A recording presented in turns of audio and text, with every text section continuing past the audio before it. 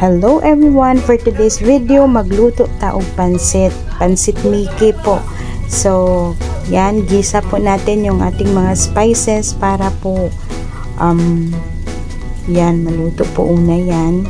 So, that's our onion and the garlic. So, gisa lang muna natin yan. And then, i-add po natin dyan yung ating pangsahog na pork. Yung ating pork liam po na in-slice ko na. So, marinated po yan yung ating pork liam po. So, yan. Yan po yung para sa pansit natin. And then, lutuin lang muna natin yung ating pork. And then, before tayo mag-add ng mga iba pang ingredients para sa ating pansit. So, this is, marami naman po tayong version of how to make pansit. So, iba-ibang version na pagluto nito. So, this is my pansit Mickey po. Masarap po siya. It's very good po ang pansit for snacks, for pang-ulam. So, this is it. Naluto na po yung pork. So, add po natin yung ating carrots. Dapat din po merong veggie para mas masustansya pa po yung ating niluluto.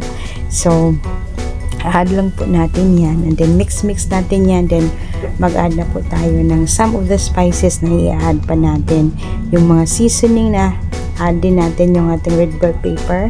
So, mag-add na din tayo dito ng ating ginisa mix. So, mostly kasi sa mga niluluto ko, ginisa mix talaga yung ginagamit ko. Kasi mas nasasarapan po ako. So, this is our Knorr cubes. Add din natin yan para hindi tayo mabitin sa lasa ng ating pansit. Then, we have the Mamacita barbecue marinade po yan, pero pwede din po yan i-add sa pansit. So, that's it, our pansit, and a little soy sauce. Huwag masyadong marami kasi maalat po pag masyadong marami. So, tansyahin nyo lang po kung gaano karami yung nilulutuin yung pansit. So, yan, mix lang natin and wait natin yan na add po tayo ng paminta or durog na paminta, pepper powder po, yun. And, yan po siya, yung ating sahog sa ating pansit na napaka-bango at napaka-yummy na. So, yan po. Add ako ng konting sugar. Wala akong brown sugar, kaya white sugar na lang nilagay ko. So, para mabalance po yung saltiness at tamis ng ating pansit. Add na din natin yung ating cabbage. Yan po. So, that's our cabbage para sa ating pansit. Nag-a-add din po ang cabbage ng para po healthy, mas healthy pa po yung ating pansit. So, since yung pansit is siguro belong siya sa carbohydrates, and we have the pork which is protein, and we have the veggie which is very good also, na merong carrots at saka cabbage na nilagay po natin. So, that's our version of pansit na napakasarap. So, add na po natin yung ating pansit Mickey dito para po maluto na at makakain na po tayo. So, yan. Let's just mix all of that. Mix lang nato para masisip din ng pansit yung ating mga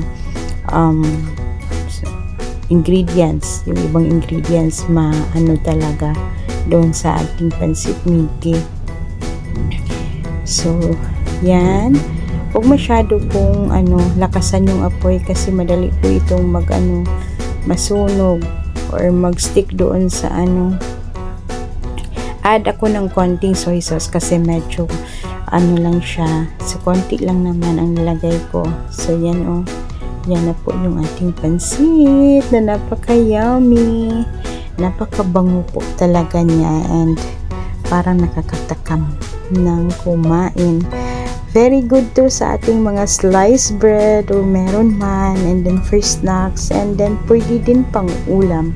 Pansit naman para sa ating mga Pilipino kahit saan is pangmasa na ulam talaga. Pwede pang snacks, pwede pang pwede mo siyang kainin anytime, any meal of the day, pwede mo siyang kainin. So, That's our pansit na napakasarap at napakabango. So hope you will like this recipe guys, at salamat po for always watching my videos. So yan, this is our pansit. Luto na po siya and it's ready para sa tikiman time.